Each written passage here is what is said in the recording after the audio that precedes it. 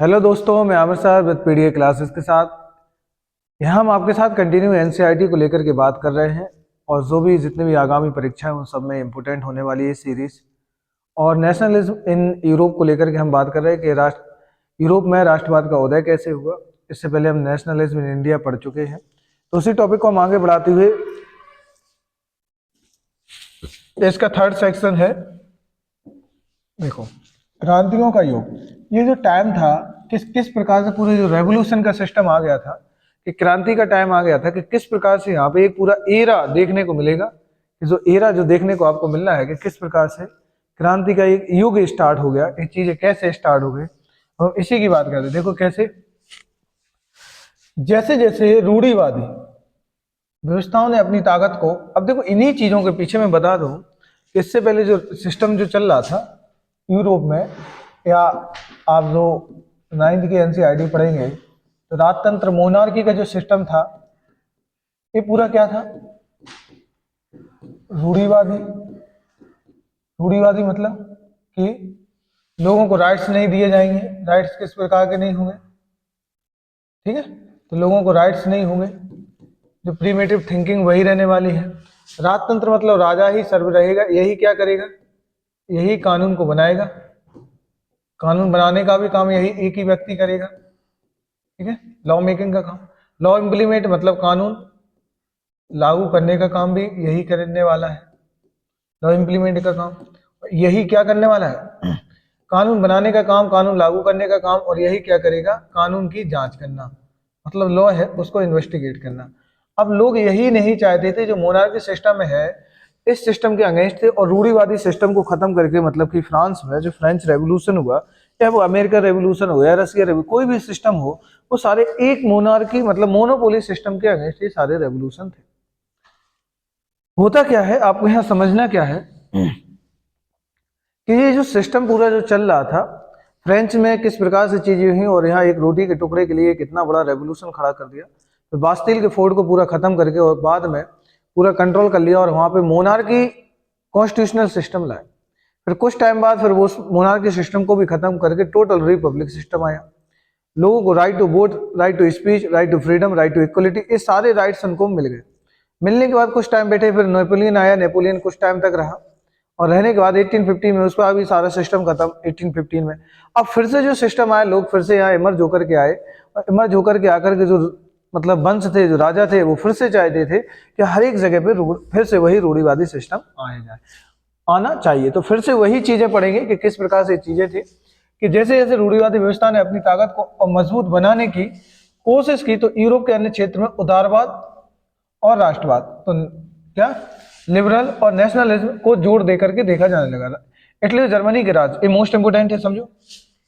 Italy और Germany के राज्य, ऑटोमन साम्राज्य के सूबे, आयरलैंड, पोलैंड, ऐसे कुछ क्षेत्र थे। इन क्रांतियों का नेतृत्व उदारवादी राष्ट्रवादियों ने किया।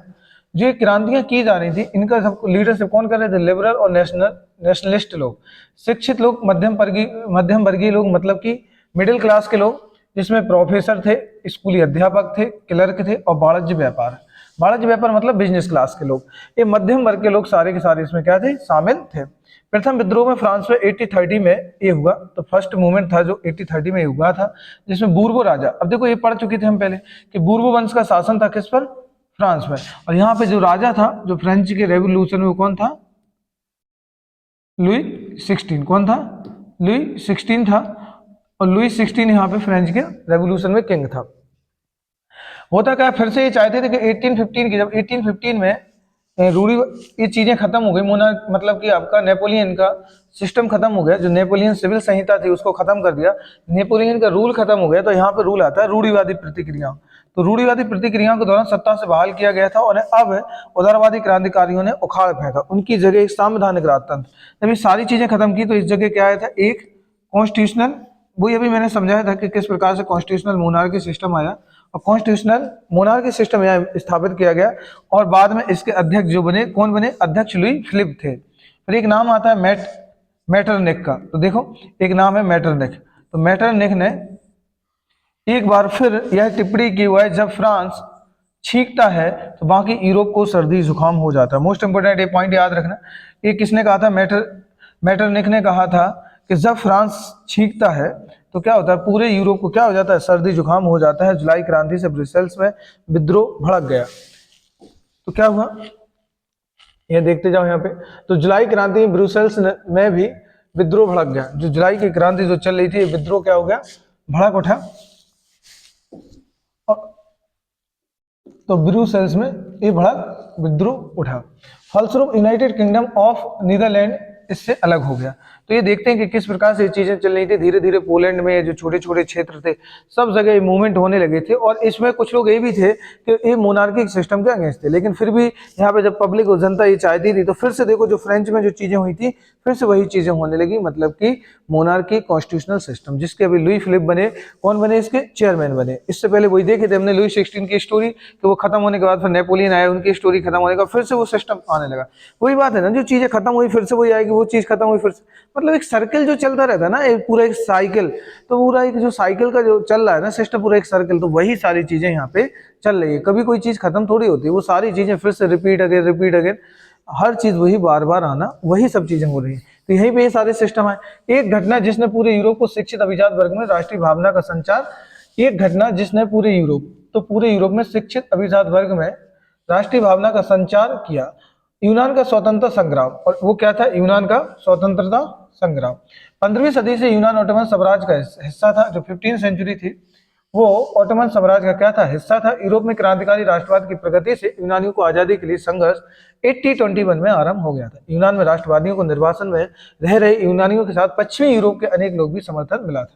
तो क्या हो रहे थे, जो यूनान में जो राष्ट्रवादियों को निर्वासन में जो रह रहे थे ना यूनानी, जो इनको निकाल दिया गया था, उनको भी इनको सपोर्ट मिला। और प्राचीन यूनानी संस्कृति के प्रति सहानुभूति जो रखते थे। कवियों और कलाकारों ने यूनान को यूरोपीय सभ्यता का पालना बताकर प्रशंसा की और मुस्लिम साम्राज्य के विरुद्ध यूनान के संघर्ष के लिए जनमत जुटाया। अंग्रेज कवि लॉर्ड बायरन, एक कवि यहाँ पे पोएट है, तो अंग्रेज कवि लॉर्ड बायरन ने धन इकट्ठा किया और बाद में युद्ध में लड़ने में भी, जहां 1824 में बुखार से उनकी मृत्यु हो गई थी, क्या लड़ने में भी गए। क्या हुआ कि अंग्रेज एक कवि थे, पोएट थे, बायरन नाम था जिनका, लॉर्ड बायरन, और धन इकट्ठा किया, बहुत सारे पैसे इकट्ठे किए और युद्ध को लड़ने के लिए भी ये गए थे, लड़ाई लड़ने के लिए। और 1824 में इनकी बुखार से मृत्यु हो गई थी। और 32 में कुस्तुनतिया की संधि ने यूनान को एक राजतंत्र राष्ट्र की मान्यता दे दी। मोस्ट इंपोर्टेंट, तो क्वेश्चन आएगा कि जो कुस्तुनतिया है, यूनान को एक स्वतंत्र राज्य की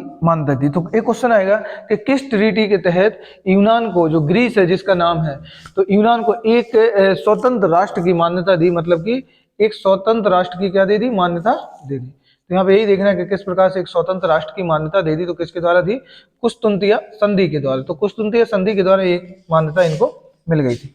अब चलते हैं आगे, कुछ बातें कर लेते हैं इसमें। अगले आते 3.1 यहाँ से स्टार्ट होता है आपका पैरा। तो यहाँ पे हम देख लेते हैं रूमानी कल्पना और राष्ट्रीय भावना, ये क्या है क्या नहीं, इसमें हम देखेंगे एक एक पॉइंट को, देखते जाओ। रूमानी कल्पना और राष्ट्रीय भावना। राष्ट्रवाद का विकास केवल युद्धों, क्षेत्रीय विस्तार से नहीं हुआ था। उन्होंने क्या कहा कि राष्ट्रवाद का जो कॉन्सेप्ट था वो केवल युद्धों और क्षेत्रीय विस्तार से नहीं हुआ था। राष्ट्र के विचार के निर्माण में संस्कृति ने एक अहम भूमिका निभाई। किसने अहम भूमिका निभाई, जो राष्ट्र का जो निर्माण हो रहा था, विचार निर्माण में संस्कृति ने एक इंपोर्टेंट रोल प्ले किया। जो संस्कृति थी, इंपोर्टेंट ये है कि जो कल्चर था, इसने एक बहुत ही इंपोर्टेंट रोल प्ले किया। तो राष्ट्र का विकास केवल युद्धों और क्षेत्रीय विस्तार, मोस्ट इंपोर्टेंट लाइन है, याद रखना कि राष्ट्र का जो विकास हो रहा था वो केवल युद्धों या क्षेत्रीय विस्तार, जो एक्सप्रेशन, मतलब जो मतलब कह सकते हैं हम यहाँ पे थ्योरी के, जिस प्रकार से एरिया, ज्यादा एरिया को कवर करना है, उसकी थ्योरी नहीं थी। राष्ट्र का विचार का निर्माण था, ज्यादातर चीजें जो आई कहाँ से, संस्कृति से।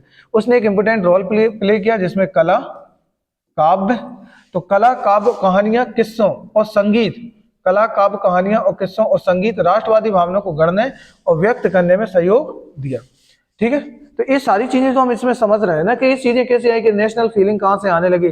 तो वो चीजें आई थी उनकी संस्कृति, क्योंकि उनकी पूरी कल्चर एक था। जैसे इंडिया का है, इंडिया के लोग अभी कितने भी मतलब डाइवर्सिटी हो, कितने भी अलग लोग रहे, लेकिन उनका कल्चर एक है। आज वो इतनी सारी डाइवर्सिटी हमें देखने को मिलती है कि यहाँ पे इतने सारे कास्ट मिलेंगे, इतने सारे रिलीजन मिलेंगे, इतनी सारी मतलब डाइवर्सिटी मिलेगी, हर एक चीज़ को लेकर के, खान पान, पहनावा, ओढ़ना, हर चीज़ आपको यहाँ पे वो डिफरेंट मिलेगी। लेकिन सबका कल्चर एक है, सबका एक सिस्टम एक है, सबकी व्यवस्था एक है, सबकी फीलिंग एक है। इसलिए तो यहाँ पे एक मीनिंग निकल के आता है, सिटीजनशिप, कि आप सिटीजन कहाँ के हो, मैं अमेरिका हूँ, इंडियन हूँ, जापानीज हूँ, चाइनीज हूँ, तो ये मीनिंग कहीं निकालते हैं, क्योंकि उससे पूरे एक नेशनल को जो बाउंड करने का काम करता है, जो आपको गैदर करने का काम करता है, वो काम कौन करता है? वो करता है कल्चर।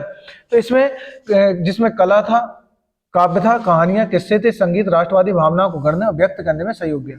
हम रूमानीवाद, अब हम देखेंगे रूमानीवाद, इसको मैं समझाऊंगा बहुत अच्छे से कि एक ऐसा सांस्कृतिक आंदोलन था रूमानीवाद। जो रूमानीवाद था एक ऐसा सांस्कृतिक आंदोलन था। कैसा था रूमानीवाद? जो था वो एक क्या था?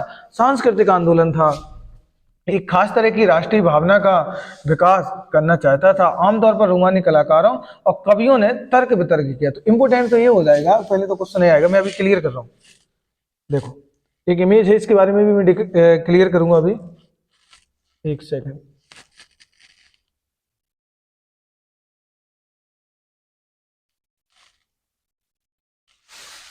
ये देखो ये इमेज है, इसके बारे में जैसे यहाँ पे एक मीनिंग आ रही है बार बार, इसमें दो कॉन्सेप्ट की बात कर रही है। रूमानी बात क्या है,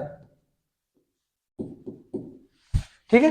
अब इसकी बात करेंगे रूमानी बात क्या है, वही मुझे यहाँ पे बताना है। इससे पहले हमने देखा था, क्या देखा है, देखो यहाँ पे लिखा था, क्या लिखा है, देखो रूमानीवाद को देखें तो एक ऐसा सांस्कृतिक आंदोलन था। ये किस प्रकार का मूवमेंट था? किस प्रकार का मूवमेंट था? तो एक कल्चर मूवमेंट था, कल्चरल मूवमेंट था। तो क्वेश्चन आएगा कि रूमानीवाद क्या था, तो आपका आंसर होगा कि एक क्या था? कल्चरल मूवमेंट था। तो क्या था, यहां लिखोगे आप, एक सांस्कृतिक आंदोलन। क्या है? एक सांस्कृतिक आंदोलन। तो क्वेश्चन यहाँ बने कि रूमानीवाद क्या है, तो रूमानीवाद क्या है? एक सांस्कृतिक, यहाँ जो कल्चर मूवमेंट था। अब यहाँ देखो, एक यहाँ पे डायग्राम दिखाया जो चित्र नंबर 1 में दिखाया गया है कि यूनियन के डेला क्रोआ और द मसेकर एट कियोस 1824 में ये बना है। इसमें क्या है? फ्रांसीसी चित्रकार है डेला क्रोआ, सबसे महत्वपूर्ण फ्रेंच रूमानी चित्रकारों में से एक है। ये कौन है? एक फ्रेंच रूमानी चित्रकार है। कौन है? फ्रेंच के रूमानी चित्रकार है, इनमें से एक है। यह एक विशाल चित्र में इतने सेंटीमीटर, ठीक है, एक घटना, एक इसमें इंसिडेंट बताया गया है जिसमें कियोस द्वीप, एक द्वीप का नाम दिया है। द्वीप का नाम क्या है? Chaos island. तो कियोस आइलैंड में कहा जाता है कि तुर्कों ने 20,000 यूनानियों को मार डाला था। तो इसमें क्या लिखा है? जो तुर्क थे उन्होंने लगभग 20,000 यूनानियों को मार डाला था। और डेला क्रोआ ने एक घटना नाटकीय बनाकर महिलाओं और बच्चों को पीड़ा के केंद्र में बिंदु बनाते हुए चटक रंगों का प्रयोग करके देखने वालों की भावनाएं उभार करके यूनानियों के लिए सहानुभूति जगाने का इनने कोशिश की थी। तो यहाँ पे दिखाया गया है किस प्रकार से यहाँ पे 20,000 बच्चों को, मतलब 20,000 लोगों को किनके द्वारा मार दिया गया था? तुर्कों के द्वारा। तो ये हमने पढ़ा कि यहाँ पे कियोस द्वीप कहा जाता है जिसमें तुर्कों के द्वारा 20,000 बच्चों को मार दिया। तो इसमें देखो किस प्रकार से महिलाओं और बच्चों को एक दयनीय स्थिति में दिखाया गया है। तो वही एक कंडीशन बताई गई, एक इस प्रकार से इमेज बनाई गई है और उनसे एक सहानुभूति इस चित्र से बनाई गई। तो ये याद रखना है कि रूमानी क्या है, तो कल्चर को किस प्रकार से डिफाइन किया गया है, ये चीजें आप थोड़ा डिफाइन करना। और विज्ञान के महिमा मंडन, तो विज्ञान के महिमा मंडन की आलोचना की और उनकी जगह भावनाओं, अंतर्दृष्टि, रहस्यवादी भावना पर जोर दिया। तो इन्हें क्या दिया कि जो विज्ञान के कॉन्सेप्ट है, विज्ञान का जो महिमा मंडन जो चल रहा था उसकी क्या की? आलोचना की। उसकी जगह किसको इंपोर्टेंस दी? भावनाओं को, अंतर्दृष्टि को, रहस्यवादी भावनाओं को जोर दिया। उनका प्रयास था कि एक साझा सामूहिक विरासत की अनुभूति और एक साझा सांस्कृतिक अतीत को राष्ट्र के आधार पर बनाया जाए। तो क्या था? अनुभूति और एक साझा संस्कृति अतीत को राष्ट्र के आधार पर क्या किया जाए? बनाया जाए। तो साझा किया जाए, ये चीजें बताई जाए। जर्मन जो दार्शनिक थे, क्या थे? जर्मन दार्शनिक। तो जर्मन जो दार्शनिक थे योहान गॉटफ्रीड और रोमानी चिंतकों, तो जो रोमानी चिंतक थे उन्होंने दावा किया कि सच्ची जर्मन संस्कृति उसके आम लोगों में निहित थी कि राष्ट्र की सच्ची आत्मा लोकगीतों, राष्ट्र की जो सच्ची आत्मा किसमें है? लोकगीतों, जनकाव्यों, लोक नृत्यों। मतलब कल्चर का मतलब क्या हो गया? जिसमें संगीत आए, लोकगीत आए, नृत्य आए, यही तो चीजें नहीं, बुक्स आए, वहाँ के काव्य आए, ये सारी चीजें आ जाए। तो इसमें देखो लोक नृत्य हैं, जनकाव्य हैं, लोकगीत हैं, इसी प्रकार। इसलिए लोक संस्कृति के इन स्वरूपों को एकत्र और अंकित करना राष्ट्र के निर्माण की एक परियोजनाओं के लिए आवश्यक था। अंकित करना राष्ट्र के निर्माण में परियोजना को आवश्यक था। स्थानीय बोलियों पर बल और स्थानीय लोक साहित्यों को एकत्र करने का उद्देश्य केवल प्राचीन राष्ट्रीय भावना थी को लाना नहीं था, बल्कि आधुनिक राष्ट्रीय संदेश से ज्यादा लोगों तक पहुंचाना था। क्या था कि जरूरी नहीं था कि जो प्राचीन, जो एंशियंट जो संस्कृति थी, जो फीलिंग थी, उनको रिटर्न करना था, बल्कि क्या था, उनको वापस लाना था, बल्कि आधुनिक राष्ट्रीय संदेश देना था, ज्यादातर लोगों को ये पहुंचाना था, जिनमें से अधिकांश लोग जो क्या थे, निरक्षर थे, मतलब क्या थे, इलिटरेट थे, मतलब पढ़े लिखे नहीं थे, अनपढ़ थे। यह खासतौर पर पोलैंड पर लागू होता था। और ये कहाँ लागू हुआ? एक खास तौर पर पोलैंड पर लागू होता था, जिसका 18वीं सदी के अंत में रूस, प्रसा, ऑस्ट्रिया, ऑस्ट्रेलिया बड़ी शक्तियों ग्रेट पावर्स विभाजन कर दिया था। यद्यपि पोलैंड अब स्वतंत्र भू क्षेत्र नहीं था। संगीत और भाषा के राष्ट्र के जरिए राष्ट्रीय भावना जीवित रखी गई। किसके बाद? देखो मोस्ट इंपोर्टेंट, ये जो फीलिंग जो रखी गई कहाँ से आई? संगीत, भाषा। अब यही तो चीजें जोड़ने का इम्पोर्टेंट रोल प्ले करता है, क्योंकि किसी लैंग्वेज जो होती है, लैंग्वेज किसी को जोड़ने का एक सबसे अच्छा मीडियम होती है, आपस में फीलिंग को जोड़ना। और नेशनल फीलिंग कहाँ से आती है? यहाँ से। मसलन कीरोल कुर्पिस्की ने राष्ट्रीय संघर्ष को अपने अपेरा और संगीत के गुणगान किया। तो क्या किया? यहाँ पे कुछ नाम मिलते हैं। केरोल कुर्पिस्की ने राष्ट्रीय जनसंघर्ष को अपेरा और संगीत से के गुणगान किया, और पोलेनेस और माजुरका जैसे लोग नृत्यों को राष्ट्रीय प्रतीकों में बदल दिया। तो ये नृत्य की वहां पे शैलियां हैं, तो उनके कैसे यहाँ पे इस प्रतीकों में बदल दिया। भाषा ने भी राष्ट्रीय भावना को विकास में एक महत्वपूर्ण भूमिका निभाई। देखो, भाषा के बिना कुछ नहीं होगा, लैंग्वेज के बिना क्या नहीं होगा, कुछ नहीं होगा। एक राष्ट्रीय भावना के विकास में एक महत्वपूर्ण भूमिका निभाई। किसने? लैंग्वेज ने। रूसी कब्जे के बाद पोलिश भाषा को स्कूलों के बलपूर्वक हटाकर रूसी कब्जे के बाद पोलिश भाषा को स्कूलों से बलपूर्वक हटाकर रूसी भाषा को हर जगह जबरन लादा गया। 1831 में रूस के विरुद्ध एक सशस्त्र विद्रोह हुआ, जो आखिरकार कुचल दिया गया। इसके अनेक सदस्यों ने राष्ट्रीय विरोध के लिए भाषा को एक हथियार बना दिया। तो इंपोर्टेंट क्या थी? भाषा ही क्या बनी? वेपन्स के रूप में बन के आए। जो भाषा थी, भाषा क्या थी? एक हथियार बना दिया। चर्च के आयोजनों और संपूर्ण धार्मिक शिक्षा में पोलिश का इस्तेमाल हुआ। तो चर्च के जो आयोजन हो रहे थे, आयोजन वगैरह, उनमें संपूर्ण धार्मिक शिक्षा में पोलिश का इस्तेमाल हुआ। इसका नतीजा यह हुआ कि बड़ी संख्या में पादरियों, बिशपों को जेल में डाल दिया। बाद में क्या देखा गया? यहाँ पे जो बड़ी मात्रा में लोग थे, जो पादरी थे और बिशपो लोग थे, इनको जेल में डाल दिया गया। ठीक है। रूसी अधिकारियों ने उन्हें सजा देते हुए साइबेरिया भेज दिया गया। जो रूस के जो अधिकारी थे, जो ऑफिसर्स थे, उन्हें सजा देते हुए साइबेरिया भेज दिया, क्योंकि उन्होंने रूसी भाषा, कौन सी लैंग्वेज? रशियन लैंग्वेज प्रचार करने से इनकार कर दिया था। उन्होंने मना कर दिया था कि हम रशियन लैंग्वेज को किसी भी प्रकार से मतलब प्रचार नहीं करेंगे। और जो पोलिश भाषा थी, उसको रूसी प्रभुत्व के विरुद्ध संघर्ष के प्रतीक के रूप में देखी जाने लगी। अब कहीं ना कहीं ये लगने लगा जो पोलिश लैंग्वेज है वो रूस से क्या करेगी? रशिया लैंग्वेज से स्ट्रगल करने का काम कर रही है। उसके साथ ये सब चीजें यहाँ पे देखी गई। ठीक है। अब आते हैं हम बेसिकली यहाँ पे कुछ बात करते हैं। चलो ये देख लो थोड़ा, ये एक बॉक्स में देख रखी एक कहानी, इसके बारे में पढ़ के बता दूं क्या है थोड़ा। देखो, ग्रिम बंधुओं की कहानी, लोक कथाएं और राष्ट्र निर्माण। ग्रिम भाई थे। फेयर टेल्स की स्टोरी जाना माना नाम है ग्रिम फेरी टेल्स, जिसमें जेकब ग्रिम नाम है, जेकब ग्रिम और विलेहल्म ग्रिम, ये दोनों भाई है, बंधु हैं, का जन्म क्रमशः 1785 और 1786 में जर्मनी के, कहाँ हुआ था? जर्मनी में। तो जर्मनी के हनाउ शहर में हुआ था, जिस समय ये दोनों भाई कानून की पढ़ाई कर रहे थे। किस चीज की पढ़ाई कर रहे थे? कानून की पढ़ाई कर रहे थे। उसी टाइम उन्होंने शौकिया तौर पर पुरानी लोक कथाएं इकट्ठा करना शुरू कर दिया। देखो, उनको शौक था पढ़ने का, किसका? पुरानी जो लोक कथाएं थी उनको पढ़ना। वे 6 साल तक गांव-गांव जाकर यही काम करते रहे और वे लोग से बात करते थे, और पीढ़ियों से चली आ रही वे लोक कथाएं जो जानकारी आती लिख करके रख लेते थे। ये कहानियां बच्चों और बड़ों के समान रूप से पसंद की जाती थी, और 1812 में उन्होंने इन कहानियों का पहला संग्रह प्रकाशित किया। मोस्ट इंपोर्टेंट देख रहे हैं कि 6 साल जाके गांव-गांव जाकर के कहानियां स्टार्ट, मतलब वहां पे रिस्टोर की, कलेक्टिंग, और पहला इनका जो एडिशन आया, फर्स्ट एडिशन, वो कब हुआ? यहाँ पहला एडिशन 1812 में आया। बाद में दोनों भाई, जो दोनों ब्रदर्स है, दोनों भाई है, उदारवादी राजनीति में सक्रिय हो गए। फिर यहाँ पे पॉलिटिक्स में आ गए, लिबरल पॉलिटिक्स में, और प्रेस की स्वतंत्रता के लिए आंदोलन में उन्होंने विशेष रुचि ली।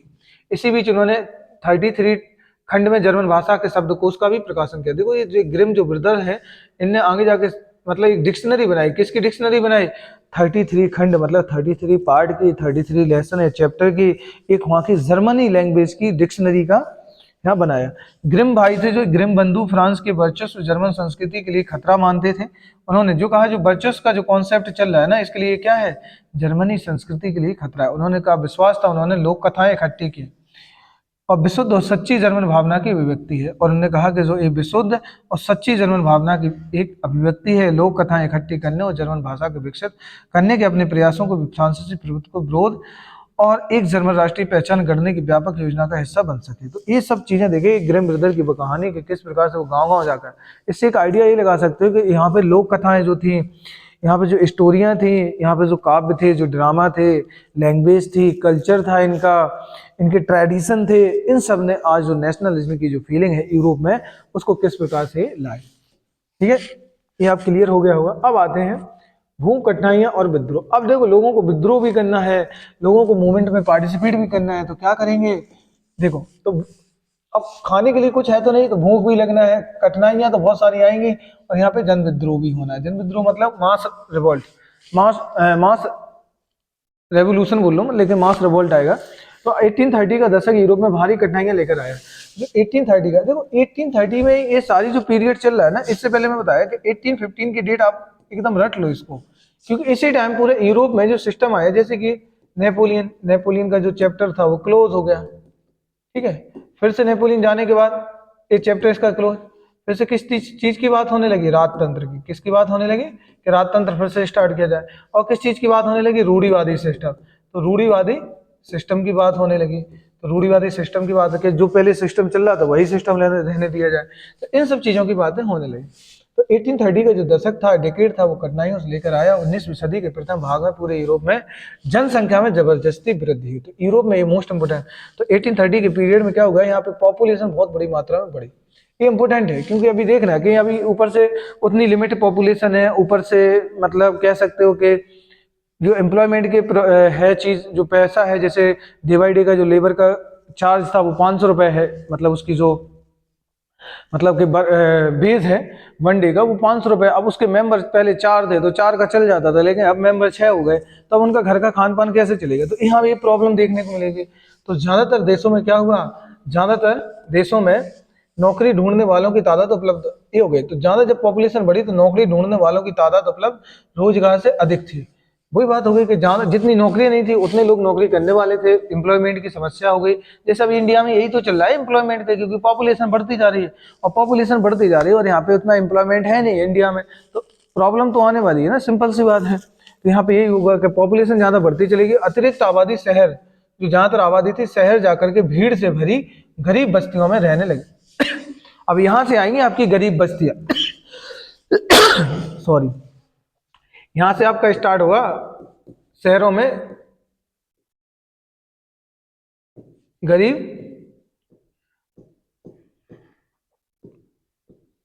बस्तियां। तो यहां से कॉन्सेप्ट स्टार्ट होगा, शहरों में कैसे गरीब बस्तियों का कॉन्सेप्ट आया। तो ऐसे करके शहरों में गरीब बस्तियां का कॉन्सेप्ट यहाँ धीरे धीरे आने लगा।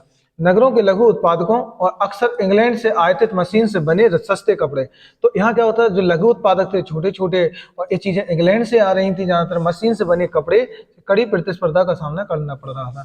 वही बात है कि पूरे यूरोप की अगर मैं बात करूंगा, क्योंकि यहाँ पे जो वेस्टर्न यूरोप था, कल मैंने डिस्कस भी किया था, वहाँ पे पूरा इंडस्ट्रियलाइजेशन आ गया था। अब जो मिडिल और जो ईस्टर्न यूरोप था, यहाँ पे इतना ज्यादा कंपटीशन नहीं था, लेकिन जब वहां से चीजें बन करके तैयार होकर के आई, जैसे कपड़े, ये सब चीजें, अब यहाँ पे वही पुराना काम होता था हैंडलूम वगैरह से, वहां से वो चीजें जो आ रही थी, तो यहाँ पे उनका कॉम्पिटिशन हुआ। अब ये चीजें बहुत सस्ती होती थी, जो इंग्लैंड से मशीनों से जो कपड़े आ रहे थे, वो जो सस्ते कपड़े, ये जो कपड़े आ रहे थे बहुत सस्ते होते थे। अब यहाँ पे इतना ज्यादा वो चीजें थी नहीं।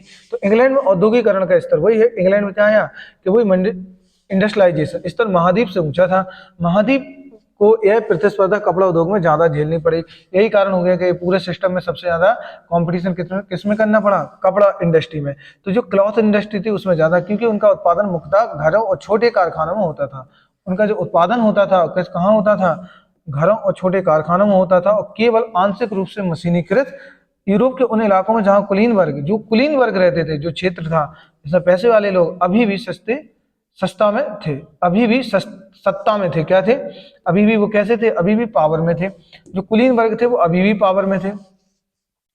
जहां कुलीन वर्ग और कृषक और सामंती शुल्क जिम्मेदारियों के बोझ तले दबे थे, और जो कृषक थे वो अभी भी, जो सामंत सिस्टम था, फ्यूडल सिस्टम था, उनकी बोझ के तले दबे हुए थे। जो कृषक थे अभी भी सामंती शुल्कों और जिम्मेदारियों के बोझ से दबे थे। खाने पीने की चीजों की मूल्य बढ़ने लगे और किसी वर्ष फसल खराब होने के शहर उस गांव में व्यापक गरीबी फैल जाती थी। और जब खाने पीने की समस्या पैदा होने लगी, क्योंकि खाने पीने की जो चीजें थी उनकी प्राइस बढ़ती चली जा रही थी, और जब फसल खराब हो जाती थी तो शहर हो चाहे वो गाँव, तो दोनों जगह यहाँ पे समस्याएं और गरीबी फैलती चली जाती थी। तो गरीब और गरीब हो रहे थे, अमीर और अमीर हो रहे थे। नेशनलिज्म इंडिया के कॉन्सेप्ट में मैंने पढ़ाया था किस प्रकार से जो चीजें थी, मतलब कि यहाँ जब प्राइस बढ़ने लगी, चीजें बढ़ने लगी, पॉपुलेशन एकदम से इंक्रीमेंट हो गया, पॉपुलेशन एकदम से बढ़ गई, तो यहाँ लोगों के पास उतना बेस नहीं है, उतना पैसा नहीं है कि वो घर चला सके या ये चीजें हो सके, तो इनके सामने समस्याएं तो आएंगी। अब जो पैसे वाले लोग होते थे, जमींदार लोग होते थे, वो क्या करते थे कि फूड जो होता था उनके पास, ग्रेन व्हीट वगैरह जो मतलब फूड क्रॉप्स होती, उनको स्टोर करके रख लेते थे। अब रख लेने के बाद जब उनके मतलब ऐसी कंडीशन आती थी कि जब क्रॉप फेल हो जाती थी, फसल खराब हो जाती थी, ऐसे में उसी क्रॉप को, उसी फूड को मतलब क्या दुगने 3 गुने दाम पर बेचते थे, मतलब 2 टाइम्स 3 टाइम्स उनको ज्यादा मुनाफा कमाते थे। अब इसमें अमीर और अमीर हो रहा था, गरीब और गरीब, ये कॉन्सेप्ट आ रहा था। ठीक है, ये चित्र कृषक विद्रोह, और यहाँ पे देखो एक मूवमेंट दिखाया गया है कि किस प्रकार से ये पूरे के पूरे एग्रीकल्चर मतलब जो किसान है कैसे अटैक करते हुए नजर आ रहे हैं। एक कृषक विद्रोह दिखाया गया, एक मूवमेंट दिखाया गया है कैसे किसान आंदोलन, ठीक है, पीजेंट मूवमेंट। अब चलते हैं हम आगे की बात करते हैं। यहाँ पे देखो, तो 1848 में ऐसा ही एक वर्ष था जिसमें खाने पीने की कमी, तो 1848 की एक ऐसी डेट है जहाँ खाने की कमी होती चली गई, व्यापक बेरोजगारी बढ़ गई और पेरिस के लोग सड़कों पर उतर आए। जो पेरिस के लोग थे वो कहाँ हो गए? सड़कों पर उतर पाए। जगह जगह यहाँ पे क्या होने लगे? विरोध होने लगे, क्या, और जगह जगह अवरोध लगाए गए और लुई फिलिप को भागने पर मजबूर किया गया। जो लुई फिलिप है वो भागने पर क्या हो गया? मजबूर हो गया, भागने पर मजबूर किया गया। और राष्ट्रीय सभा जो नेशनल असेंबली थी, नेशनल असेंबली में राष्ट्रीय सभा नेशनल असेंबली ने एक गणतंत्र की घोषणा करते हुए 21 वर्ष से ऊपर सभी वयस्क पुरुषों को मताधिकार किया और काम के अधिकार की गारंटी दी और रोजगार उपलब्ध कराने के लिए राष्ट्रीय कारखानों की स्थापना की। किसने की थी? यहाँ देखो, तो यहाँ पे एक मूवमेंट हुआ। अब यहाँ अच्छे समझना, जो किसान मूवमेंट हो रहा था 1848 की एक बात है कि एक ऐसा टाइम आया उस टाइम में कि खाने पीने की कमी होने लगी और बेरोजगारी बढ़ने लगी और सड़कों पर लोग उतरे। जब लोग सड़कों पर उतरने लगे तो क्या हुआ? जगह जगह अवरोध लगाया गया। अब यहाँ पे जो मैंने बताया था कि अभी इससे पहले जो किंग मोनार्की मतलब कॉन्स्टिट्यूशनल मोनार्की सिस्टम जो आया था, मतलब कि कह सकते हैं कि संवैधानिक राजतंत्र, तो संवैधानिक राजतंत्र का जो कॉन्सेप्ट आया था यहाँ पे लाया। तो इसके वो कौन थे? चेयरमैन थे। तो एक राष्ट्रीय सभा नेशनल असेंबली बुलाई गई और उसमें गणतंत्र एक घोषणा की गई कि 21 वर्ष के जो सभी लोग हैं उन सब पुरुषों को क्या दिया जाएगा? वोटिंग राइट्स दिया जाएगा। वोटिंग राइट्स देने के बाद काम के अधिकार की गारंटी दी जाएगी, रोजगार उपलब्ध कराने के लिए यहाँ कारखाने स्थापित किए जाएंगे। तो इन्हें सब वादे किए। तो मैंने वही बोला था कि इससे पहले जो कॉन्स्टिट्यूशनल मोनार्की सिस्टम जो आ रहा था उसमें अध्यक्ष कौन थे? चेयरमैन कौन थे? Louis Philippe. ये सारे नाम याद रखना कि कैसे चीजें। फिर एक डेट आती है, एक ऐसा टाइम आता है 1848 का, जिसमें जब ज्यादा देखे कि खाने पीने की ज्यादा दिक्कत होने लगी, एम्प्लॉयमेंट का ज्यादा समस्या होने लगा, तो लोग पेरिस मतलब फ्रांस की जो कैपिटल है पेरिस, लोग सड़कों पर उतर आए। और उतरने के जब देखा कि मूवमेंट बहुत ज्यादा हो गया, जगह जगह रास्तों को रोक लिया गया, जगह जगह पूरे धरना प्रदर्शन किए गए, प्रोटेस्ट किया गया, मार्केट बंद किए गए, हुआ क्या कि लुई फिलिप को भागने पर मजबूर किया गया और राष्ट्रीय सभा ने एक गणतंत्र की घोषणा की जो 21 वर्ष से ऊपर सभी वयस्क पुरुषों को मताधिकार प्रदान किया और काम के अधिकार की गारंटी दी, रोजगार उपलब्ध कराने के लिए राष्ट्रीय कारखाने स्थापित किए गए। ठीक है, ये आप, मैं आशा करता हूँ ये क्लियर हो गया होगा। चलो देखो आगे चलते हैं। यहाँ देखो, इससे पहले 1848 में सिलेसिया बुनकर मतलब जो स्वेटर वाटर कपड़े बुनने का काम करते हैं, तो सिलेसिया बुनकर उन ठेकेदारों के खिलाफ विद्रोह कर दिया था। तो ऐसे सिलेसिया में जो बुनकर थे वहां पे लोगों ने क्या कर दिया था? ठेकेदार जो थे इस सारे विद्रोह कर दिए। देखो मैं बता दूं ना कि देखो ये बुनकरों की समस्या हो, किसानों की समस्या यही नहीं थी, पूरे वर्ल्ड लेवल पे थे। यहाँ हम पढ़ रहे हैं यूरोप, मतलब कि यूरोप की हिस्ट्री पढ़ रहे हैं, वर्ल्ड हिस्ट्री के बारे में हम समझ रहे हैं। अब यहाँ ये समझिए आप यहाँ पे कि जो सारा कॉन्सेप्ट हम यहाँ समझ रहे हैं, अभी यही सारी समस्या इंडिया में थी। किसानों की प्रॉब्लम को लेकर के आप बात कर लो, बुनकरों की समस्या हो, शिल्पकारों की समस्या हो, ये जो सिस्टम जो देख रहा है ना, ये छोटे किसान बड़े किसानों की समस्या है, तो वो सब चीजें प्रॉब्लम यहाँ भी थी। मतलब ये सारी समस्या हर जगह। अब देखो वही चीज आगे अगला देखो कि कच्चा माल देकर निर्मित कपड़े लेते थे, परंतु दाम बहुत कम थे। क्या थे? वो कच्चा माल देते थे, उनसे प्रिपेयर कपड़े कराते थे और उसका दाम क्या देते थे? बहुत कम देते थे। पत्रकार विलियम वोल्फ ने सिलेसिया एक गांव की घटना इस प्रकार बयान की। तो यहाँ एक रिपोर्टर है जिसका नाम है विलियम वोल्फ वोल्फ तो जो सिलेसिया के, उन्होंने एक स्टोरी बताई गाँव की। क्या बताई? अब देखो इस स्टोरी से आप क्लियर समझ जाओगे। इस गाँव में उनने कहा, कैसे चीजें समझे, इन गांवों में 18,000 आबादी वाले सूती कपड़े बुनकरों का व्यवसाय सबसे व्यापक है। सबसे ज्यादा क्या होता था? जो 18,000 वाले जो लोग थे इस गांव में, सूती कपड़ा बुनकरों, जिसकी आबादी 18,000 थी। श्रमिकों की हालत बहुत खस्ता है। काम के लिए बेताब लोगों को फायदा उठाकर ठेकेदारों ने बनवाए जाने वाले माल की कीमतें गिरा दी।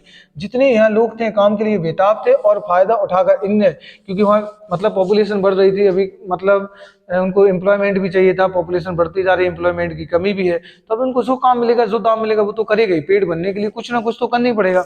हुआ यही कि उनने ठेकेदारों ने इसका फायदा उठाया और यहाँ पे माल की कीमतें गिरा दी। तो क्या की? माल की कीमतें गिरा दी। यहाँ पे लिखा भी है, ये लिखा है, इसलिए बुनकरों विद्रोह के कारणों का वर्णन करें और पत्रकारों के नजरिए की टिप्पणी करें।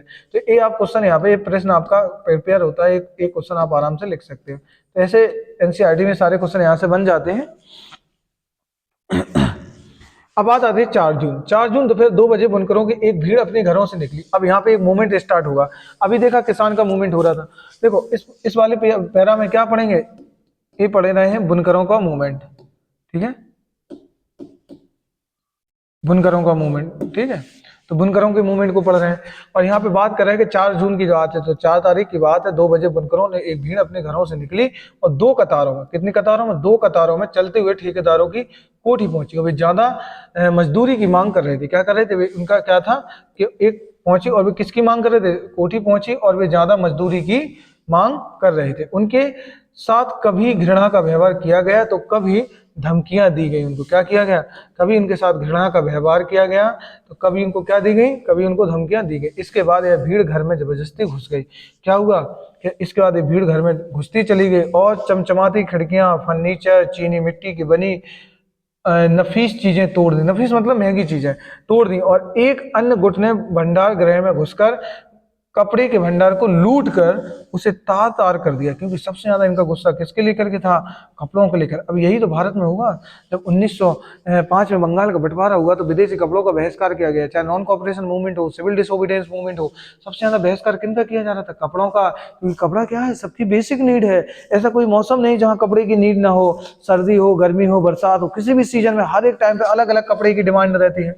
ये तो कभी बिजनेस बंद होने वाला ही नहीं है। एक एजुकेशन हुआ, कपड़ा हुए, मेडिसिन हुई, दवाइयां हुई, दूध हुए, खाने वाली चीजें हुई, इन कभी चीजों का बिजनेस बंद थोड़ी होने वाला है। तो इन लोगों ने पूरे विश्व में इन सब चीजों को फैला के रखा था ब्रिटिशर ने।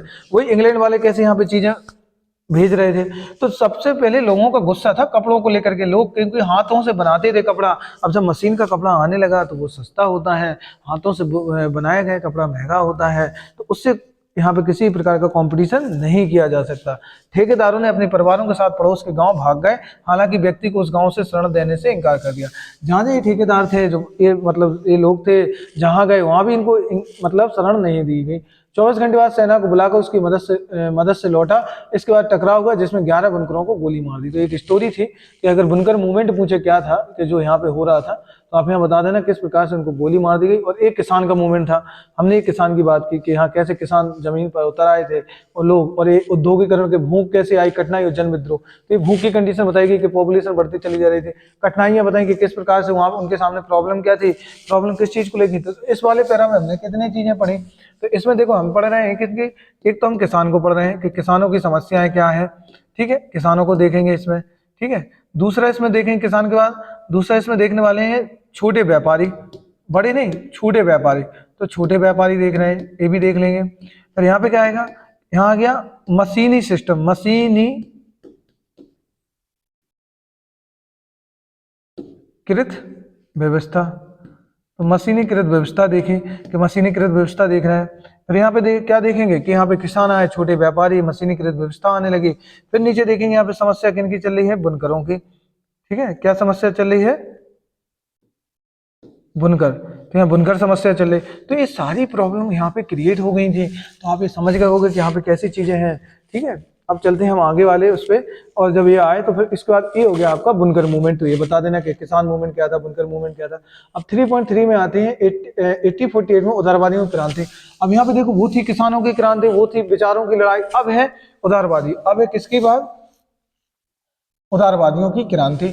1848 में जब अनेक यूरोपीय देशों में गरीबी और बेरोजगारी, तो जब 1848 में वही दिन है कि इसमें क्या हुआ कि यूरोपीय देशों में गरीबी, बेरोजगारी और भुखमरी, जब इनकी समस्याएं बढ़ने लगी तो ग्रस्त किसान मजदूर विद्रोह कर रहे थे।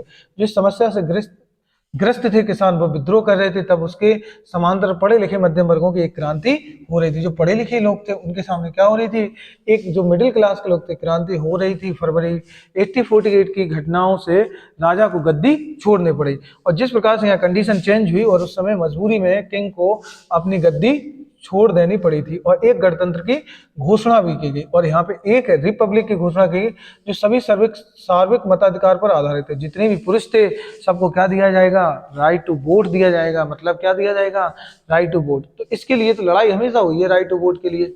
ठीक है, अभी इसका देखो कैसे गलत इस्तेमाल भी हो रहा है ये सब चीजों के लिए, रिलीजियस बेस पे। ठीक है, अलग मैटर, उसको अभी हम नहीं लाए यहाँ, कोई बात करेंगे उसके ऊपर। यूरोप के अन्य भागों में जहां अभी तक स्वतंत्र राष्ट्र राज्य अस्तित्व में नहीं आए थे, यूरोप के क्या कह रहा, अन्य भाग में कोई किसी प्रकार का स्वतंत्र राष्ट्र राज्य अस्तित्व में नहीं आए थे। जैसे जैसे जर्मनी, जैसे जैसे Germany, Italy, Poland, Austro Hungarian साम्राज्य, वहां के उदारवादी मध्यम वर्ग स्त्री पुरुषों ने संविधानवाद की मांग को राष्ट्रीय एकीकरण की मांग से जोड़ दिया। मोस्ट इंपोर्टेंट, तो यहाँ से क्या होने लगा, जो संविधानवाद की डिमांड थी, जो कॉन्स्टिट्यूशनल राइट थे, तो उनकी डिमांड से क्या किया कि सारे जो कंट्री थे कि जो उदारवादियों के जो मध्यम वर्ग जिसमें स्त्री पुरुष ने संविधानवाद की मांग को किससे जोड़ दिया, राष्ट्रीय एकीकरण से। कि अब राष्ट्र का एकीकरण तभी होगा जब संविधान का कॉन्सेप्ट लाया जाएगा। ये यहाँ पे बात की गई। उन्होंने बढ़ते जन असंतोष का फायदा उठाया और राष्ट्र राज्य निर्माण की मांगों को आगे बढ़ाया। और इसका फायदा उठाते हुए उन्होंने आगे नेशन ऑफ, यहाँ पे जो कॉन्सेप्ट आया ना,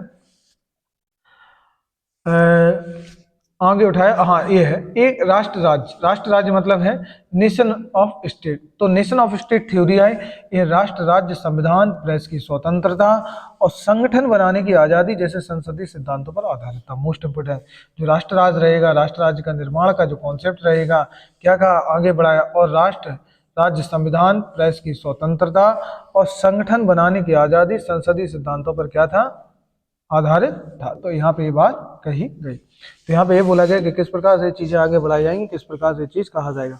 जर्मन इलाके में बड़ी संख्या में राजनीतिक संगठनों में फ्रैंकफर्ट शहर में मिलकर एक सर्व जर्मन नेशनल असेंबली के पक्ष में मतदान का फैसला लिया। तो जर्मन इलाकों में जो बड़ी संख्या में राजनीतिक संगठनों में, फ्रैंकफर्ट एक शहर है बेटा यहाँ का, मैं बता दूं जितने मेरे फ्रेंड्स हैं, फ्रैंकफर्ट शहर में जर्मनी का मिलकर एक सर्व जर्मन नेशनल असेंबली के पक्ष में मतदान का फैसला किया। और 18 मई 1848 को और 831 निर्वाचित प्रतिनिधि एक सजे धजे जुलूस में जाकर फ्रैंकफर्ट संसद में अपना स्थान ग्रहण किया। और यह संसद सेंट पॉल चर्च में आयोजित हुई। कहाँ हुई, सेंट पॉल चर्च में। तो ये बेसिक चीजें पढ़ते जाने, इसमें कुछ इतना वो नहीं है। अपना एक स्थान ग्रहण किया और यह संसद सेंट पॉल चर्च में आयोजित, उन्होंने एक जर्मन राष्ट्र के लिए एक संविधान प्रारूप तैयार किया। अब उन्हें जो जर्मन राज्य के लिए एक क्या किया, देखो सारे फ्रैंकफर्ट संसद में अपना स्थान ग्रहण किया, सारे लोग वहां पहुंचे और सेंट पॉल चर्च में उन्होंने एक जर्मन राष्ट्र के लिए एक संविधान का प्रारूप तैयार किया, एक मतलब ड्राफ्ट तैयार किया। अब मुझे कमेंट सेक्शन में बताएंगे कि इंडियन कॉन्स्टिट्यूशन के ड्राफ्ट कमेटी के मेंबर कौन कौन थे और उसके चेयरमैन कौन थे। तो इसका आप आंसर बताना। और कुछ बच्चे ये भी कोट करेंगे कि ड्राफ्ट कमेटी, जो ड्राफ्ट कमेटी थी इंडियन कॉन्स्टिट्यूशन के लिए, चेयरमैन होने के साथ साथ वो कब बनी और ये भी बताएंगे कि उसका वर्ग क्या था। तो इसका मैं आपके कमेंट का इंतजार करूंगा। ठीक है, यहाँ देखते हैं आगे क्या हुआ। राष्ट्र की अध्यक्षता को एक राजा को सौंप दी गई। तो राष्ट्र की जो अध्यक्षता राजा और संसद के अधीन रहना था। जिस राजा को, मतलब जो राष्ट्र का, जो नेशन की जो थ्योरी है वो चेयरमैनशिप कौन करेगा, एक राजा करेगा, लेकिन वो किसके कंट्रोल में होगा, संसद के कंट्रोल में। मतलब ये कह सकते हैं जो आज ब्रिटेन में जो कॉन्सेप्ट है ना, इंग्लैंड में किंग तो है लेकिन वो किसके कंट्रोल में है, पार्लियामेंट के कंट्रोल में। जब प्रतिनिधियों ने प्रिसा के राजा को फ्रेडरिक विलेहम को चतुर को ताज पहनाने की पेश करती तो उसे अस्वीकार कर उन राजा को साथ दिया जो निर्वाचित सभा के प्रतिरोधी थे, उन राजाओं का साथ दिया जो निर्वाचित सभा के क्या थे, विरोधी थे। जहां कुलीन वर्ग और सेना का विरोध बढ़ गया था वहीं संसद का सामाजिक आधार कमजोर हो गया। संसद में मध्य वर्ग का प्रभाव अधिक था, जिन्होंने, तो यहाँ पे देखेंगे जो संसद में जो मिडिल क्लास लोग थे उनका प्रभाव ज्यादा था, जिन्होंने मजदूरों कारीगरों की मांग का विरोध किया और जिससे भी उनका समर्थन खो बैठे और अंत में सैनिकों को बुलाया गया और असेंबली भंग होने पर मजबूर होने पड़ी। वही हुई बात नहीं बनी आवन कि यहाँ पे जो किंग था, किंग यहाँ पे जो फ्रेडरिक जो फोर्थ था उसको किंग बना करके यहाँ बनाने की बात कही गई, लेकिन लोगों ने स्वीकार नहीं किया, लोग इसके अपोजिशन में थे। बाद में यहाँ पे जब बात ज्यादा विरोध बढ़ गया तो इसमें जो मिडिल क्लास लोग थे उनने इनकी बातों को नहीं माना, पर कंडीशन ये आई जो असेंबली थी उसको क्या कर दिया गया, डिसॉल्व कर दिया, मतलब कि भंग कर दिया गया। उदारवादी आंदोलन के अंदर महिलाओं की राजनीतिक अधिकार प्रदान करने का मुद्दा विवादास्पद रहा। देखो वुमेन्स को अभी यहाँ राइट्स दिए नहीं गए, तो ऐसे उदारवादी जो मूवमेंट हो रहे थे यहाँ पे वुमेन की राइट्स की बात कही नहीं गई, तो ये विवादास्पद मुद्दा था। हालांकि आंदोलन में वर्षों से बड़ी संख्या में महिलाओं ने सक्रिय रूप से भाग लिया। तो हालांकि आंदोलन में जो वर्षों से बड़ी संख्या में जो महिलाएं थी उन्हें क्या लिया, सक्रिय यहाँ पे भाग लिया। महिलाओं ने अपने राजनीतिक संगठन स्थापित किए, अखबार शुरू किए। तो यहाँ पे मोस्ट इंपोर्टेंट, जब महिलाओं ने खुद एक काम करना स्टार्ट किया तो महिलाओं ने अपने राजनीतिक संगठन स्थापित किए, अखबार शुरू किए, राजनीतिक बैठकों और प्रदर्शनों में शिरकत की। इसके बावजूद उन्होंने असेंबली को चुनाव के दौरान, ठीक, असेंबली चुनाव, देखो एक यहाँ पे मीनिंग आया है नारीवाद, ये थोड़ा समझ लो। नारीवाद मतलब क्या होता है कि जहाँ पे नारी सिस्टम हो, स्त्री पुरुष की सामाजिक आर्थिक राजनीतिक समानता की सोच के आधार पर महिलाओं को अधिकार के हितों का बोध। तो क्या कहा, नारीवाद का मतलब क्या है कि स्त्री और पुरुष को दोनों को इक्वल राइट्स मिले, राइट टू इक्वलिटी की बात हो, राइट टू वोट की बात हो, राइट टू फ्रीडम की बात हो, राइट टू स्पीच की बात हो, जिसमें राइट टू सोशल हो, मतलब सभी को सामाजिक बराबर अधिकार मिले, राइट टू इकोनॉमिक हो, राइट टू पॉलिटिकल हो। तो ये सारी की इक्वलिटी की बात हुई थी, जो समानता की बात हुई, इसमें तीन प्रकार के सोशल राइट्स, पॉलिटिकल राइट्स और इकोनॉमिक राइट्स, उसको बोलेंगे नारीवाद। तो यहाँ पे एक मीनिंग आया नारीवाद, ठीक है, इसको मैं बाद में डिस्कस कर लूंगा। ये क्या है, ये देखिए आप यहाँ पे स्वतंत्रता समानता का महिलाओं के लिए क्या अर्थ है, ये क्वेश्चन भी मोस्ट इंपोर्टेंट है। चलो मैं इसको डिस्कस ही कर दूं, ये समझ लो ये आप, एक सेकंड। यहाँ पे क्वेश्चन बन जाएगा, क्वेश्चन ये बनेगा कि स्वतंत्रता और समानता के महिलाओं के लिए क्या अर्थ था, उनके लिए क्या मायने थे। स्वतंत्रता मतलब कि फ्रीडम और इक्वलिटी। तो उदारवादी राजनीतिक कार्ल बेलकर एक नाम है जो फ्रैंकफर्ट संसद के एक निर्वाचित सदस्य थे। फ्रैंकफर्ट एक शहर है जिसमें एक संसद, जर्मनी का एक सिटी है जिसमें संसद स्टेबल किया गया, इसको नाम इसलिए दे रहे हैं फ्रैंकफर्ट संसद। निर्वाचित सदस्य निम्नलिखित विचार व्यक्त किए, प्रकृति ने, यहाँ पे अभी इनकी बात है मोस्ट इंपोर्टेंट है। और ये जो पूरा पैरा यहाँ से जो लिखा है ना, ये वाला, ये नीचे वाला वुमेन्स को लेकर के था, और यहाँ पे जो उदारवादी लिबरल लोग थे वो किस प्रकार से चीजें चाहते थे। इससे पहले मैं बता दूं कुछ बातें हम लोग कर चुके थे। अगर आप, मैं बता दूं कि जो आप आपको एक सेकंड, हाँ, रूस की क्रांति, जब मैं 9th क्लास की एनसीईआरटी पढ़ाऊंगा तो उसमें आप रूस की क्रांति की बात करेंगे। किसकी बात करेंगे, रूस की क्रांति। अब रूस की क्रांति में तीन मीनिंग आएंगे। एक तो आपको पढ़ोगे उदारवादी, जिसे लिबरल कहेंगे, उदारवादी, तो उदारवादी का कॉन्सेप्ट पढ़ने वाले हो। फिर एक आएगा आपका रेडिकल, क्या आएगा, रेडिकल। एक पढ़ोगे क्या, उदारवादी है, रेडिकल, और एक है आपका कंजर्वेटिव। एक क्या है, कंजर्वेटिव,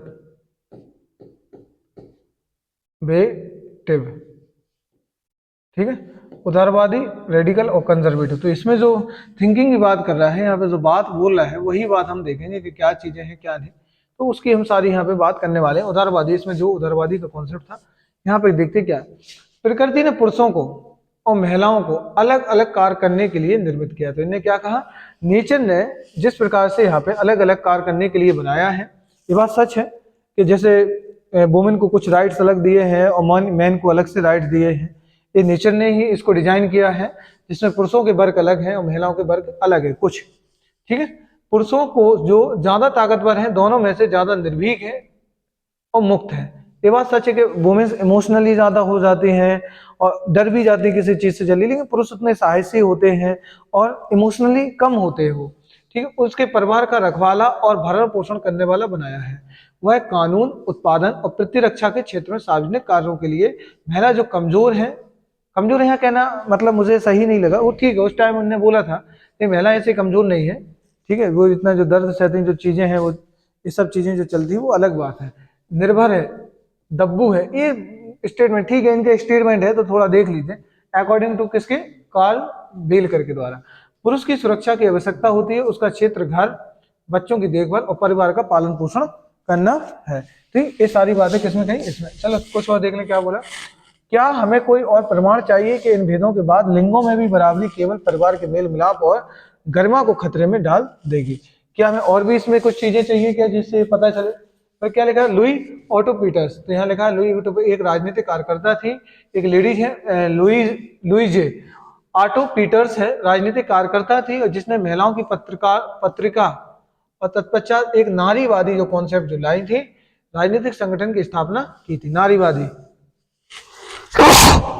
शुक्र, सॉरी, उसने के अखबार एक प्रथम अंक, जो एक प्रथम अंक था निम्नलिखित संपादकीय छपा। आइए हम ये पूछे कि कितने पुरुषों को स्वतंत्रता के लिए जीने मरने के विचारों का ओतप्रोत है? सभी लोग इन इंसानों की आजादी के लिए तैयार होंगे। जब हम उनसे यह प्रश्न पूछा जाएगा तो वे बड़ी आसानी से जवाब देंगे हाँ। हालांकि उनके अथक प्रयास केवल आधी मानव जाति के फायदे के लिए हैं, यानी कि पुरुष, मगर स्वतंत्रता का अभिभाज्य है और स्वतंत्र पुरुषों को परतंत्रता से घिरे रहना मंजूर नहीं होना चाहिए। उसी अखबार के एक अनाम पाठक ने 25 जून 1850 को संपादक को निम्नलिखित पत्र भेजा। पत्र में क्या था वो देख लेते हैं हम लोग, क्या बातें कही हुई थी। देखो, महिलाओं को राजनीतिक अधिकारों से वंचित रखना वाकई वेतकों और अविवेकपूर्ण है। इनमें क्या कहा पत्र में, देखो क्या लिखा है कि महिलाओं को ज्यादा अगर पॉलिटिकल राइट दे दे तो ये क्या है, बड़ा बेतुका सा लग रहा है और बड़ा अविवेकपूर्ण है।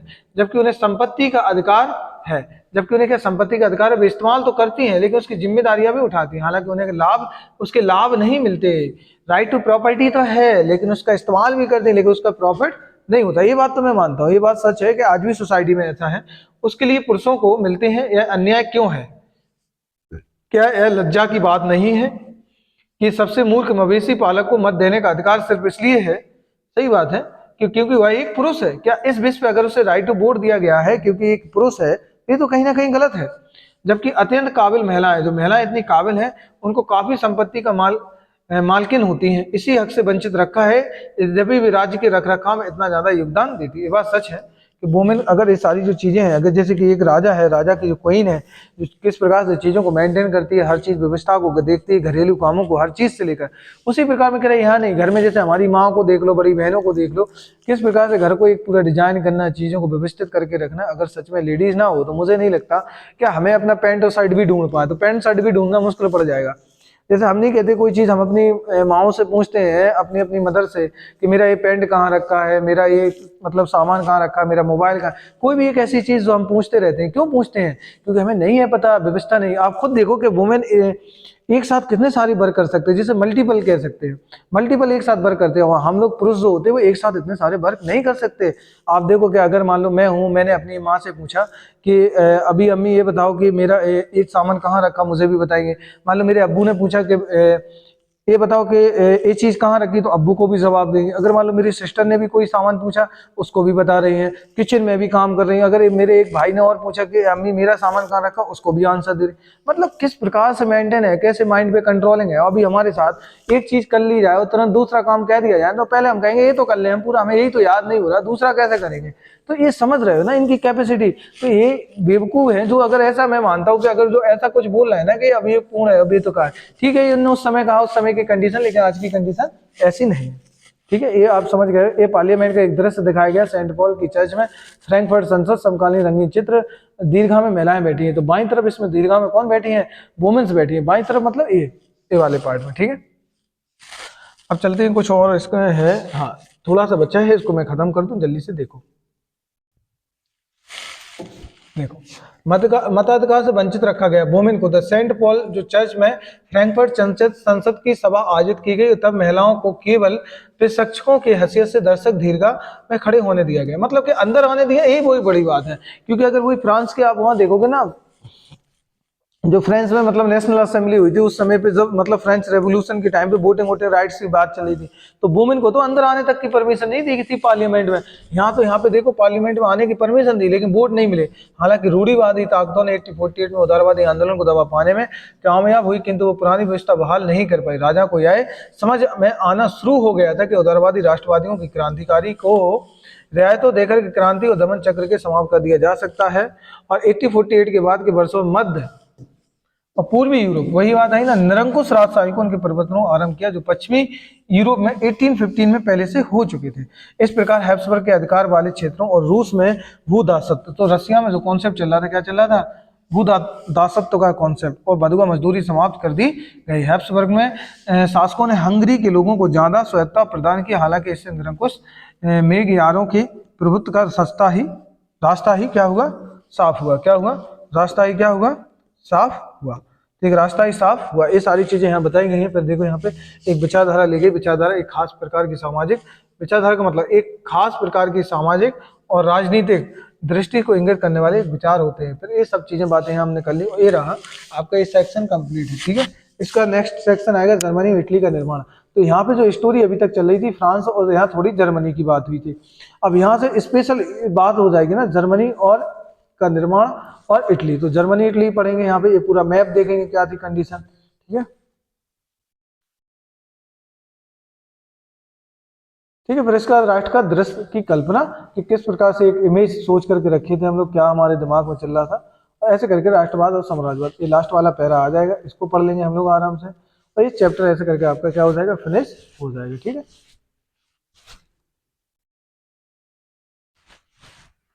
तो मैं ऐसी आशा करता हूँ कि ये आप क्लियर हो गया होगा। ठीक है, इसके बाद हम लोग नेक्स्ट वाला पैरा स्टार्ट करेंगे, ये वाला जर्मनी और इटली का निर्माण, ये बहुत अच्छे से पढ़ेंगे, ये सारी चीजें हम समझेंगे।